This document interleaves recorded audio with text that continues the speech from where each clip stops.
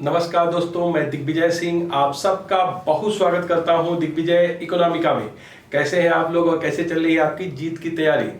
दोस्तों मैं बात कर रहा हूं बैलेंस ऑफ पेमेंट के ऊपर और ये बैलेंस ऑफ पेमेंट के ऊपर मेरी चौथी वीडियो है। इसके पहले बैलेंस ऑफ पेमेंट के ऊपर 3 वीडियो में डाल चुका हूं। बहुत क्रिस्टल क्लियर कॉन्सेप्ट है, उसको आप जरूर सीख लीजिएगा, फिर इस इंपॉर्टेंट वीडियो को देखिएगा ताकि आपको और भी कॉन्सेप्ट क्रिस्टल क्लियर हो सके। तो पूरे वीडियो को बिल्कुल लास्ट तक देखिए और दिग्विजय इकोनॉमिका को अगर आपने सब्सक्राइब नहीं किया है तो दिग्विजय इकोनॉमिका को सब्सक्राइब करिए ताकि इकोनॉमिक रिलेटेड सबसे ऑथेंटिक, सबसे सरल वीडियो और मटेरियल आपको मिल सके। दोस्तों आपने देखा कि जो बैलेंस ऑफ पेमेंट का स्ट्रक्चर है, बेसिकली बैलेंस ऑफ पेमेंट को हम करेंट अकाउंट और कैपिटल अकाउंट में डिवाइड करते हैं। करेंट अकाउंट बहुत ही इंपॉर्टेंट अकाउंट है बैलेंस ऑफ पेमेंट का, जिसमें किसी इकोनॉमी की इनकम जनरेशन पावर को दिखाई देता है। एक्चुअली जो करेंट अकाउंट है, चालू खाता बैलेंस ऑफ पेमेंट का, वो किसी भी इकोनॉमी के इनकम जनरेशन पावर को दिखाता है कि वो कितना आय कमा सकता है। वहीं जो दूसरा अकाउंट कैपिटल अकाउंट है, जिसमें शॉर्ट रन और लॉन्ग रन कैपिटल अकाउंट है, ये किसी इकोनॉमी की बारोइंग और लैंडिंग कैपेसिटी को दिखाता है। देखिए ये दोनों चीजें अलग अलग है। एक दिखा रहा है कि हम कितना इनकम जनरेट कर सकते हैं। अब देखिए आप इनकम कितना कमा सकते हैं एक अलग विषय है, और आप कितना उधार मांग सकते हैं ये अलग विषय है। हो सकता है कि कोई देश बहुत ज्यादा उधार मांग सके, उसकी क्रेडिबिलिटी बहुत ज्यादा हो, तो उसकी करेंट कैपिटल अकाउंट की सिनेरियो कुछ दूसरी होगी और करेंट अकाउंट की सिनेरियो दूसरी होगी, क्योंकि इसमें यह देखा जाएगा कि इनकम जनरेशन वो कैसे करेगा। अब कोई इकोनॉमी इनकम जनरेट कैसे कर सकता है करेंट अकाउंट में? अगर वो ज्यादा एक्सपोर्ट कर दे गुड्स का, या फिर ज्यादा एक्सपोर्ट कर दे सर्विसेज का, या फिर उसकी रेस्ट ऑफ द वर्ल्ड में ढेर सारी कंपनियां हो जो मल्टीनेशनल कॉर्पोरेशंस के फॉर्म में हो और वो वहां से पैसे कमा के भेज दें, या उस देश के नागरिक, उस देश के लोग इतने ज्यादा इंटेलिजेंट और कैलिबर वाले हों कि पूरे राष्ट्र में फैले हुए हों और उसको पैसा कमा के अर्न कर करके अपनी होम इकोनॉमी, डोमेस्टिक इकोनॉमी में लगातार रिमिटेंसेस भेज रहे हों, या फिर उस इकोनॉमी ने लोन बहुत ज्यादा दे दिया है और उसके बदले में उसको इंटरेस्ट मिल रहा है या फिर रॉयल्टी मिल रहा है। तो दोस्तों जो इनकम जनरेशन पावर है किसी इकोनॉमी की, वो दिखाई देती है आपके करंट अकाउंट से। अब करंट अकाउंट में आप जरा देखिए, 2 अकाउंट में बटा हुआ है, जिस पे चर्चा मैं कर चुका हूं कि एक विजुअल अकाउंट है, दूसरा इनविजिबल अकाउंट है। विजुअल अकाउंट को हम ट्रेड अकाउंट भी कहते हैं और इसे मर्केंटाइज अकाउंट भी कहते हैं। इसमें सिर्फ, बहुत ध्यान से देखिएगा, सिर्फ कमोडिटीज को रखा जाता है, सिर्फ वस्तुओं को। इसमें जो रखा जाता है वो सिर्फ कमोडिटीज को रखा जाता है। इसमें सिर्फ वस्तुएं सम्मिलित होती हैं, कमोडिटीज। इसमें सिर्फ वस्तुओं को ही रखा जाता है। मतलब जो ट्रेड अकाउंट है, इसमें हम देखते हैं कि हम एक्सपोर्ट किन किन वस्तुओं का करते हैं, और हम ये देखते हैं कि किन किन वस्तुओं का हम जो है, किन किन वस्तुओं का हम एक्सपोर्ट करेंगे और किन किन वस्तुओं का हम इंपोर्ट करेंगे। तो ये जो विजुअल अकाउंट है वो सिर्फ वस्तुओं के आयात और निर्यात से संबंधित है, जबकि जो इनविजिबल अकाउंट है वो एक सर्विसेज के आयात और निर्यात से संबंधित है, फिर इनकम के आयात और निर्यात से संबंधित है, और फिर ट्रांसफर के आयात और निर्यात से संबंधित है। सर्विस एक्सपोर्ट आप तो समझ ही रहे हैं, पिछले बार मैंने पूरा बता दिया था कि सर्विसेज का मतलब कम्युनिकेशन आएगा, ट्रांसपोर्टेशन आएगा, टूरिज्म एक्सपेंसेज आएगा, स्टूडेंट का एक्सपेंसेज आएगा, ये तमाम चीजें बैंकिंग, इंश्योरेंस, सर्विसेज होंगी। इनकम का मतलब भी मैं बता चुका हूं कि इनकम का मतलब इन्वेस्टमेंट इनकम है, कि अगर कोई economy rest of the world में ढेर सारे उसकी कंपनियां हैं, लोग हैं, तो वहां से रिमिटेंसेज मिलेगा उसको। मतलब यहां पे इंटरेस्ट के रूप में आ सकता है इनकम, यहां पे रॉयल्टी के रूप में आ सकता है, या फिर यहां पे कंपनियों के कमाई के रूप में इनकम आ सकता है। कुल मिलाके जो इन्वेस्टमेंट से आय प्राप्त होगा उसके रूप में आ सकता है। और ट्रांसफर का मतलब यह है कि रिमिटेंसेज कितना है, रेस्ट ऑफ द वर्ल्ड के लोग हैं जो पूरी दुनिया में फैले हुए, वो आपके वहां कितने रिमिटेंसेज को भेजते हैं, ये इसका मतलब था, आप समझ चुके होंगे। अब जरा देखो, अगर बैलेंस ऑफ पेमेंट का प्रत्येक अकाउंट, बहुत ध्यान से समझिएगा, अगर बैलेंस ऑफ पेमेंट का प्रत्येक अकाउंट ट्रांजैक्शंस दिखाता है, अब ट्रांजैक्शन का मतलब लेन देन दोनों है। एवरी अकाउंट इन सब account of balance of payment represent transactions. Balance of payment का भुगतान संतुलन का प्रत्येक खाता और उपखाता लेन देन को दिखाता है। इसका मतलब अब हम देखें कि अगर ये वैल्यू के फॉर्म में लेन देन हो रहा है कि कितने करोड़ का एक्सपोर्ट किया वस्तु का, कितने करोड़ का जो है इंपोर्ट किया, तो फिर आप देखोगे कि उसमें हमारी बैलेंस क्या है, हम ज्यादा पैसा कमा रहे हैं या फिर ज्यादा पे कर रहे हैं। तो यहां पे इसका बैलेंसेस देखना दोस्तों बहुत ज्यादा जरूरी हो जाता है। सबसे महत्वपूर्ण है जो मैं आज आपको बताना चाहता हूं, वो है बैलेंस ऑफ ट्रेड। वो है बैलेंस ऑफ ट्रेड, जिसे आपको समझना है। अगर मैं इस अकाउंट के बैलेंस को चेक करूं, तो इसको मैं कहूंगा balance of trade. Balance of trade मतलब व्यापार संतुलन। व्यापार संतुलन। अब बैलेंस ऑफ ट्रेड क्या होगा? Export value minus import value. Import value of goods only. बहुत ध्यान से समझिएगा। यह दिखाएगा कि हम रेस्ट ऑफ द वर्ल्ड को किन वस्तुओं का गुड्स एक्सपोर्ट करते हैं, उसकी वैल्यू क्या है, और किन वस्तुओं का इंपोर्ट करते हैं, इसकी वैल्यू क्या है। जैसे मान लीजिए इंडिया के रिस्पेक्ट में, मान लीजिए हमारी एक्सपोर्ट वैल्यू, एक एग्जांपल से मान रहे हैं, मान लीजिए $1000 मिलियन है, और जो इंपोर्ट हमारी वैल्यू है वो $1800 मिलियन है। तो इसका मतलब ये हुआ कि हमारा बैलेंस ऑफ ट्रेड जो है डेफिसिट है, और ये जो डेफिसिट है वो है $800 मिलियन का। अब देखोगे कि इंडिया जो है हमेशा बैलेंस ऑफ ट्रेड में डेफिसिट रहता है, सरप्लस नहीं होता है। बैलेंस ऑफ ट्रेड का डेफिसिट ये दिखा रहा है कि आप रेस्ट ऑफ द वर्ल्ड से इंपोर्ट ज्यादा कर रहे हो। आप जानते हो कि भारत है 70% आपको ऑयल, डीजल, पेट्रोलियम जो है आप इंपोर्ट करते हो। बहुत बड़े पैमाने पे कैपिटल गुड्स इंपोर्ट करते हो। भारत के लोग, भारत की महिलाएं, इधर आइए, भारत की महिलाएं दो चीजें पसंद करती हैं, सोना और सोना। एक सोना तो सोना, दूसरा गोल्ड। तो यहां पे रेस्ट ऑफ द वर्ल्ड से क्या है, आप गोल्ड बहुत ज्यादा इंपोर्ट कर रहे हैं। इसके अतिरिक्त जो है रेस्ट ऑफ द वर्ल्ड से हमारे पास कैपिटल गुड्स आ रहे हैं। तो दोस्तों जितनी चीजें, एडिबल ऑयल आ रहा है, जितनी चीजें आप मोबाइल्स आ रहा है, तो जितनी चीजें आप इंपोर्ट करोगे उसकी वैल्यू ज्यादा आएगी। एक्सपोर्ट हम उतना नहीं कर पाते। तो हमारे वहां देखिए बैलेंस ऑफ ट्रेड हमेशा डेफिसिट में होता है। हमारा बैलेंस ऑफ ट्रेड आप देखेंगे 1972, 73 और 76, 77, अगर 72, 73 की बात करो, 76 और 77 की बात करूं, तो आपको बैलेंस ऑफ ट्रेड पॉजिटिव दिखाई देता है। बाकी आपका बैलेंस ऑफ ट्रेड दिखाई देता ही नहीं। तो कुल मिला जुला के आपको समझ में आ गया होगा कि यहां सिर्फ हम बात कर रहे हैं export value of goods and import value of goods. अगर ये बैलेंस ऑफ ट्रेड किसी इकोनॉमी की पॉजिटिव है तो आप समझिए बेहतर है, वो कमा रहा है, और ये डेफिसिट है इसका मतलब वो गवा रहा है, इसका मतलब वो जो है उतनी चीजों का एक्सपोर्ट नहीं कर पा रहा है, तो कहीं ना कहीं उसकी जो है रिस्पॉन्सिबिलिटी, लायबिलिटी ज्यादा हो जाएगी। तो आप एक तो ये समझ गए कि बैलेंस ऑफ ट्रेड क्या होता है। कई बार आप देखिएगा प्रश्न पूछा जाता है कि what is different between balance of payment and balance of trade. तो बैलेंस ऑफ पेमेंट जहां किसी इकोनॉमी की टोटल इकोनॉमिक ट्रांजैक्शन को दिखा रहा है रेस्ट ऑफ द वर्ल्ड के रिस्पेक्ट में, वही balance of trade balance of payment का एक इंपॉर्टेंट सेगमेंट है जो सिर्फ वस्तुओं की निर्यात मूल्य और वस्तुओं के आयात मूल्य, मतलब export value of goods minus import value of goods को ही रिप्रेजेंट करता है। इसका मतलब ये उसका छोटा इंपॉर्टेंट पार्ट हो सकता है, पार्ट है। इनविजिबल अकाउंट में अब हम यही देखेंगे कि जो इनविजिबल है उसमें जो है हमारी क्या पोजीशन है। हम इसमें एक्सपोर्ट वैल्यू मेरी ज्यादा है या फिर इंपोर्ट वैल्यू कम है। आपको मैं बता दूं कि अगर आप देखिएगा इनविजिबल में तो भारत इधर पॉजिटिव में रह रहा है, मतलब बैलेंस ऑफ ट्रेड तो डेफिसिट है, लेकिन इनविजिबल अकाउंट में हमारे एक्सपोर्ट इंपोर्ट से ज्यादा है। क्यों? क्योंकि एक तो भारत सर्विस का भी अच्छा खासा एक्सपोर्टर है। भारत का जो ट्रांसफर है, जो रेस्ट ऑफ द वर्ल्ड में हमारे महान लोग हैं, मेधावी लोग हैं, परिश्रम करने वाले लोग हैं, वो बहुत ज्यादा इनकम जनरेट करके इंडिया को भेज देते हैं। तो यहां आप देखेंगे हमेशा जो ट्रांसफर है, यूनिलेटरल ट्रांसफर, वो पॉजिटिव होता है। ये ट्रांसफर जो है यूनिलेटरल ट्रांसफर है दोस्तों, ये जो है गवर्नमेंट ट्रांसफर भी हो सकता है और प्राइवेट ट्रांसफर भी हो सकता है। थोड़ा सा इसको भी और सीख ले हम लोग कि जो यूनिलेटरल इसको हम ट्रांसफर करते हैं, एक पक्षी कहते हैं यूनिलैटरल ट्रांसफर, ये दो तरह से हो सकता है। ये हो सकता है गवर्नमेंट ट्रांसफर के रूप में और ये हो सकता है प्राइवेट ट्रांसफर के रूप में।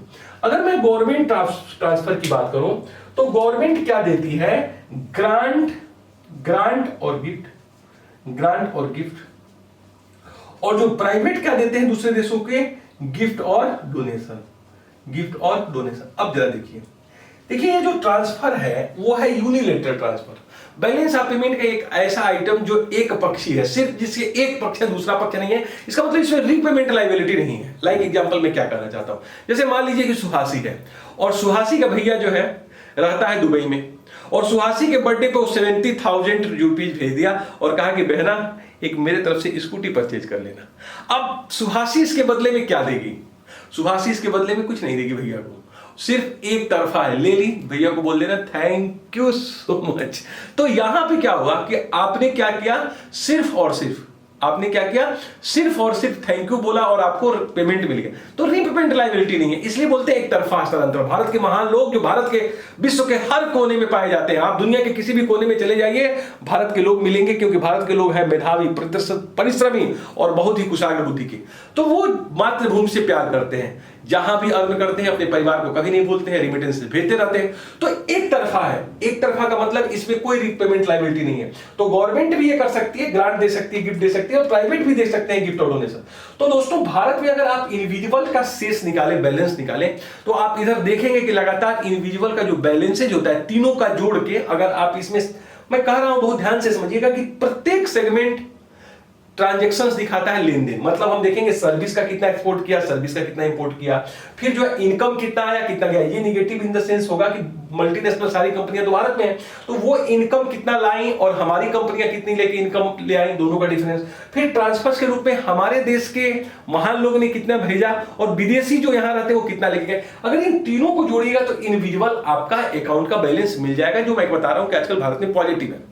अगर हम विजुअल और इंडिविजुअल को दोनों को एक साथ जोड़ लें दोस्तों, तो ये आ जाएगा हमारा करेंट अकाउंट की जो है सिचुएशन। जरा ध्यान से समझिएगा, बहुत ध्यान से, कि मैं क्या कह रहा हूं और कैसे आप करेंट अकाउंट डेफिसिट और करेंट अकाउंट सरप्लस की बात करते हैं, और क्यों कहते हैं कि ये बहुत ज्यादा इंपॉर्टेंट है किसी भी इकोनॉमी के रिस्पेक्ट में। आइए इस पे हम करते हैं विचार। तो देखिए, करेंट अकाउंट का अगर आपको बैलेंस चेक करना है तो दो चीजें देखिए। जो करेंट अकाउंट बैलेंस होगा, करेंट अकाउंट अगर बैलेंस देखना है तो आपको दो चीज देखना पड़ेगा। एक तो ट्रेड बैलेंस देखना पड़ेगा कि क्या है ट्रेड बैलेंस, और प्लस इस ट्रेड बैलेंस ऑफ ट्रेड में अगर बैलेंस ऑफ इंडिविजुअल को जोड़ दें, तो अगर हम balance of trade plus balance in individual को जोड़ें, तो दोनों जो मिला के ये दिखाएगा करेंट अकाउंट का बैलेंस। अब आप समझते हैं कि अगर मान लीजिए एक छोटा सा एग्जांपल लूं कि भारत का जो बैलेंस ऑफ ट्रेड है वो निगेटिव है। मान लीजिए कि ये है हमारा जो है 15,000, छोटा सा एग्जांपल ले रहा हूं, 15,000 मिलियन डॉलर का, और जो ये है बैलेंस इन इंडिविजुअल वो मान लीजिए है 800 मिलियन डॉलर का पॉजिटिव। जब हम दोनों जोड़ेंगे तो ये आ जाएगा -7,000 मिलियन डॉलर का। अब जरा देखिए, ये है हमारा करेंट अकाउंट की सिचुएशन जो दिखा रहा है करेंट अकाउंट डेफिसिट।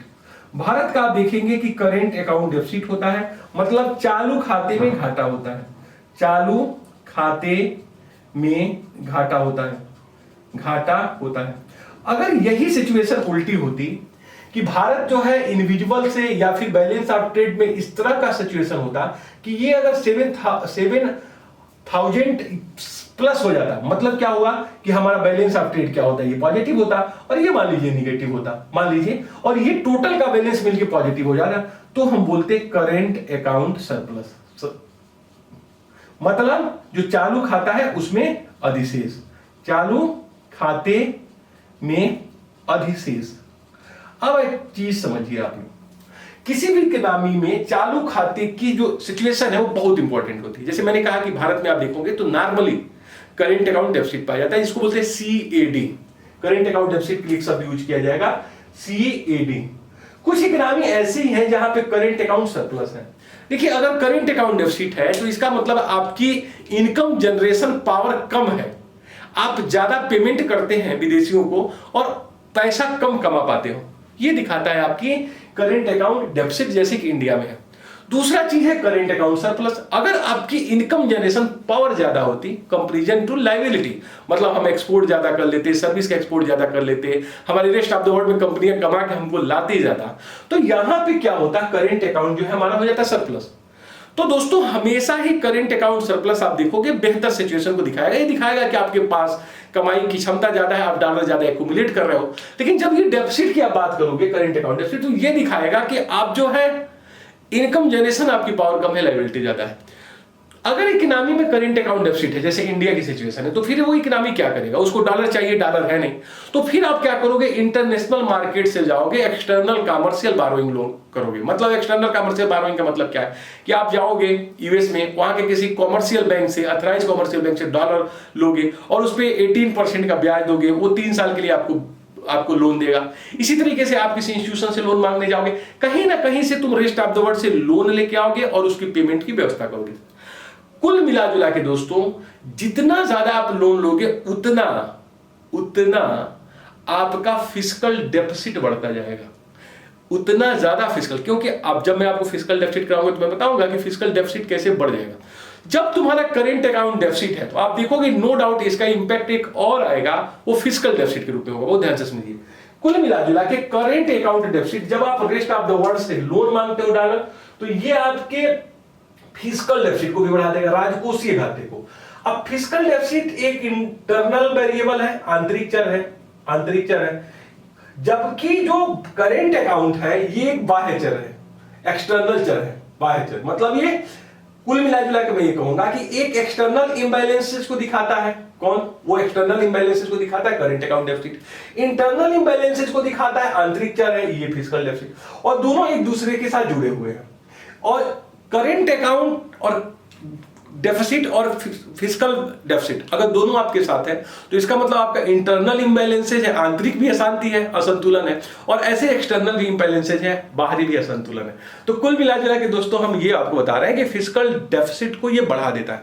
तो करंट अकाउंट डेफिसिट कोई देश प्रयास करता है कि वो कम से कम रहे, लेकिन ये इतना आसान नहीं है। क्यों नहीं है? क्योंकि ग्रोइंग इकोनॉमी के लिए बहुत ज्यादा इंपॉर्टेंट है कि उसको बेसिक नीड्स मिल जाए। लाइक एग्जांपल, भारत का जैसे बहुत बड़े पैमाने पे आप देखोगे ट्रेड अकाउंट डेफिसिट है। मैं आपको बताऊं कि ये ट्रेड अकाउंट डेफिसिट एक समय जीडीपी का 9% पहुंच गया था, अब ये काफी कम होके लगभग 3.5-4% के आसपास आ गया है। तो ये जो बैलेंस ऑफ ट्रेड है दोस्तों, बैलेंस ऑफ ट्रेड जो है वो बहुत ज्यादा डेफिसिट इसलिए है कि भारत के पास डीजल, पेट्रोलियम, ऑयल का कोई सब्स्टिट्यूट नहीं है। अभी भी आपके पास मोबाइल इलेक्ट्रॉनिक सामान का कोई सब्स्टिट्यूट नहीं है। अभी भी आप वर्ल्ड लेवल पे कंपटीशन नहीं दे सकते हो। तो कुल मिलाजुला के आपको कैपिटल गुड्स मंगाने ही है ताकि आपके वहां जो डेवलपमेंट हो। तो कुल मिलाजुला के आप देखोगे कि एक थोड़ी सी इनस्टेबिलिटी आपको दिखाई देगी करंट अकाउंट डेफिसिट के फॉर्म में, और कहीं ना कहीं उससे आप देखोगे कि फिस्कल डेफिसिट भी प्रमोट होगा। बट आप समझिए कि ये जो है कोई भी देश अगर काबू करना चाहे तो इसको आप एक्सपोर्ट आप बढ़ाने का प्रयास करोगे। अनर्गल जो चीजें इंपोर्ट है, जो आपके लिए बहुत ज्यादा इंपॉर्टेंट नहीं है, एसेंशियल नहीं है, लग्जरियस है, उसको आप रोक सकते हो। तो कोई भी पॉलिसी आप ऐसा अडॉप्ट करो जिससे एक्सपोर्ट आपके प्रमोट हो जाए, इंपोर्ट आपके रुक जाए, तो आपका हो सकता है करंट अकाउंट की स्थिति सॉल्व हो सकती है। तो अब तक हम लोगों ने ये सीखा दोस्तों कि बैलेंस ऑफ पेमेंट का जो पहला अकाउंट है वो करंट अकाउंट है, और करंट अकाउंट की सिचुएशन क्या होती है, करंट अकाउंट डेफिसिट कब होता है, करंट अकाउंट सरप्लस कब होता है, बैलेंस ऑफ ट्रेड क्या है, बैलेंस ऑफ ट्रेड में सरप्लस कब होता है, डेफिसिट क्या होता है। ओके, आप इस बात को समझ गए। भारत में करंट अकाउंट डेफिसिट है और भारत में बैलेंस ऑफ ट्रेड ज्यादा नेगेटिव है, जबकि जो सर्विस बैलेंस है या फिर इंडिविजुअल इनबैलेंस है वो पॉजिटिव है, बट इतना पॉजिटिव नहीं है कि बैलेंस ऑफ ट्रेड को पॉजिटिव बना सके। जो बैलेंस ऑफ ट्रेड का जो दूसरा अकाउंट है वो कैपिटल अकाउंट है, और ये कैपिटल अकाउंट दो भागों में बटा हुआ है, शॉर्ट टर्म कैपिटल अकाउंट और long run capital account. Short term capital account किसी भी बैलेंस ऑफ पेमेंट का कोई बहुत इंपॉर्टेंट सेगमेंट नहीं होता है। इसमें 1 साल से कम अवधि के कैपिटल के ट्रांजैक्शन को लिया जाता है। कई बार इसमें स्मगलिंग की सामान, चोरी की सामान या फिर बैंकिंग ट्रांसफर से इंक्लूड किया जाता है, जो कि बहुत ज्यादा इंपॉर्टेंट होते नहीं है। कई बार इसको एरर सेंस ओमिशंस के रूप में, त्रुटि के रूप में, भूल सुधार के रूप में दिखाया जाता है। इंपॉर्टेंट होता है इसका long run capital account. Capital account का वो पार्ट जो लंबे अवधि के पूंजी के मूवमेंट, कैपिटल मूवमेंट से संबंधित होता है, उसको हम बोलते हैं long run capital account. Long run capital account भी दो भागों में बटा होता है, एक होता है डेट क्रिएटरी और दूसरा होता है नॉन डेट क्रिएटरी। डेट क्रिएटरी का मतलब है कि ऐसी कैपिटल जो आपके ऊपर डेट क्रिएट कर सके। अब जरा इस बात को यहां पे मैं आपको समझाता हूं कि आखिर में ये क्या चीज है आपके जो है कैपिटल अकाउंट का, जो आपके ऊपर जो है डेट क्रिएट करता है। तो इसको जो है ध्यान से आप समझिए कि क्या चीज है जो वहां पे डेट क्रिएटरी होता है।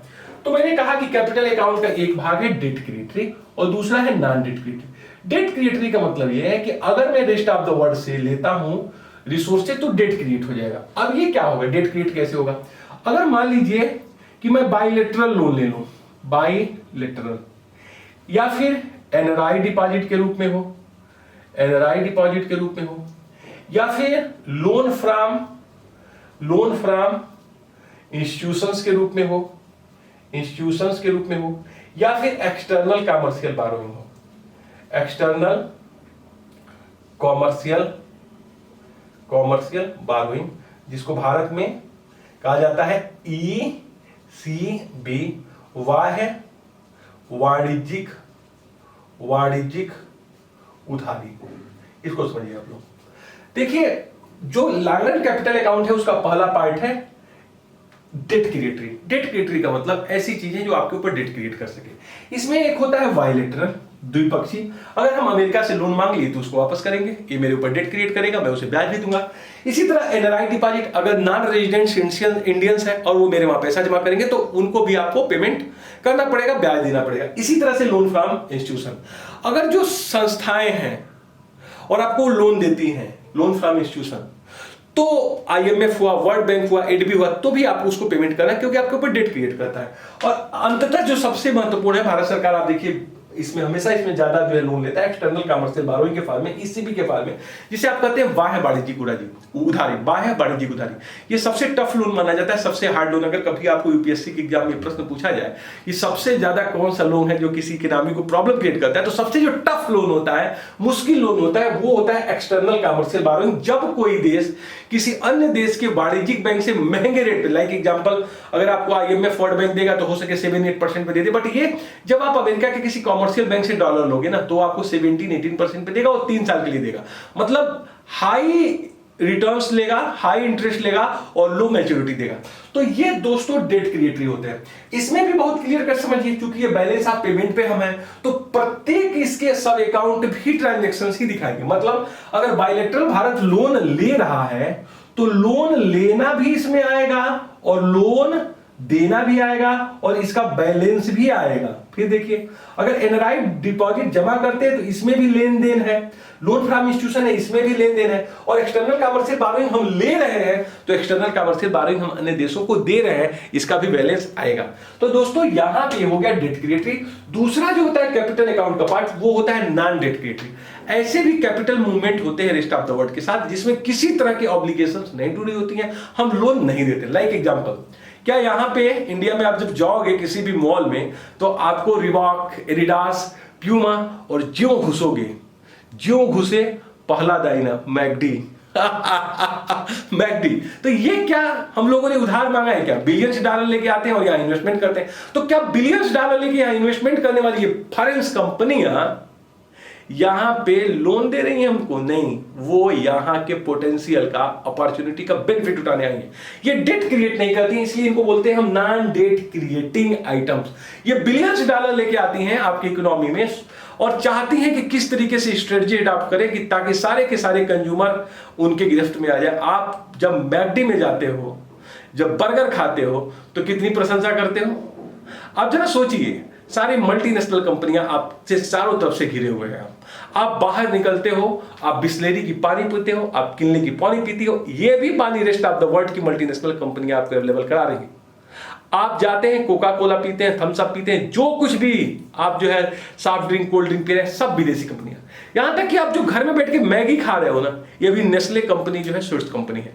तो पूरी तरीके से इंटरनेशनल कंपनियां चाहती हैं कि यहां पे काम करें। आप जरा सोचो कि एक company chips, Kurkure, noodles, soup बनाती है इंडिया में आके, जरा सोचो, इंडिया में आके कोई विदेशी कंपनी ये बनाती है और करोड़ों रुपया हम लोग से उठाती है। अब जरा सोचिए, क्या भारत में फूड प्रोसेसिंग नहीं करनी चाहिए? भारत को चिप्स, कुरकुरे नहीं बनाना चाहिए? भारत को नूडल्स नहीं बनाना चाहिए? यहां पे लेबर सस्ता है, रॉ मटेरियल अवेलेबल है, फिर भी एक फॉरेन मल्टीनेशनल कंपनी आके यहां पे मैगी बनाती है। इसको बैन कर देना चाहिए, लोगों के स्वाद में परिवर्तन करना चाहिए। हमको भी देखना चाहिए कि हम इन विदेशी कंपनियों के चंगुल में न फंसे। आप बंद कर दीजिए कोल्ड ड्रिंक पीना, बंद कर दीजिए थम्स अप पीना, घर का पानी लेके जाइए ऑफिस में और पीजिए, है ना? ये काफी डॉलर बच जाएंगे हमारे। तो ये जो है ना फॉरेन इन्वेस्टमेंट हो सकता है, एफडीआई के रूप में भी हो सकता है और एफपीआई के रूप में। इसके ऊपर लेंगे पूरे 3 घंटे की क्लास की एफडीआई क्या होता है, एफपीआई क्या होता है। तो दोस्तों इस जो वीडियो में अब तक जो मैं बात किया वो सिर्फ इस पे मैं बात किया कि ये जो है करेंट अकाउंट डेफिसिट हो सकता है, करेंट अकाउंट सरप्लस हो सकता है। यहां पे भी अब मैं बात कर दूं कि किसी के नामी का कैपिटल अकाउंट डेफिसिट कैसे होगा, कैपिटल अकाउंट सरप्लस कैसे होगा, और अगर इन दोनों को हम जोड़ दें तो हमारा ओवरऑल बैलेंस ऑफ पेमेंट निकल आएगा। लेकिन मुझे पता है कि अब ये मैं जब लेक्चर लूंगा तो फिर एक लेंदी प्रोसीजर होगा, आपको समझने में दिक्कत होगा, इसलिए मैं इस वीडियो को यहीं खत्म करता हूं और फिर नेक्स्ट वीडियो में जो चर्चा करूंगा वो मैं चर्चा करूंगा कि कैपिटल अकाउंट का डेफिसिट सरप्लस क्या होता है, कैपिटल अकाउंट का सरप्लस होना क्या दिखाता है, क्या ये बेटर साइन है, या फिर डेफिसिट होना क्या दिखाता है, बेटर साइन है। और अगर ये दोनों को हम जोड़ दें, करेंट अकाउंट और कैपिटल अकाउंट, तो पूरे बैलेंस ऑफ पेमेंट का जो सरप्लस डेफिसिट वो क्या रिप्रेजेंट करता है, उसके निहितार्थ क्या है, उसको किस तरह हम समझ, तो उसको हम बताएंगे नेक्स्ट वीडियो में। लेकिन 2 मिनट रुकिए, सुनिए। समय बहुत महत्वपूर्ण है और एक चीज समझ लीजिए, जो समय गुजर जाता है वो कभी लौट के नहीं आता है। समय को गुजरने न दें, उसको प्रेम से पकड़ के रखिए, अपने क्षमताओं के अनुरूप उसका प्रयोग करिए। जितना रिस्पेक्ट आप समय का देंगे उतना ही रिस्पेक्ट समय आपको देगा। बस समय ही है जो आपका साथ देता है, समय ही है जो आपसे गिन के बदला लेता है, और समय ही है जो गिन के चुकाता है, रिस्पेक्ट देता है, आदर देता है। जितना बेहतर तरीके से आप उसको जीजिएगा उतना ही बेहतर आपको लाइफ प्रोवाइड करेगा। जितना उसको बर्बाद करिएगा उससे भी ज्यादा आपको बर्बाद करेगा। बस समय का रिस्पेक्ट करिए, अपने आप से ईमानदार रहिए। कौन क्या कहता है डज नॉट मैटर, आप क्या कहते हैं, आप क्या कहते हैं, दिस इज द मैटर।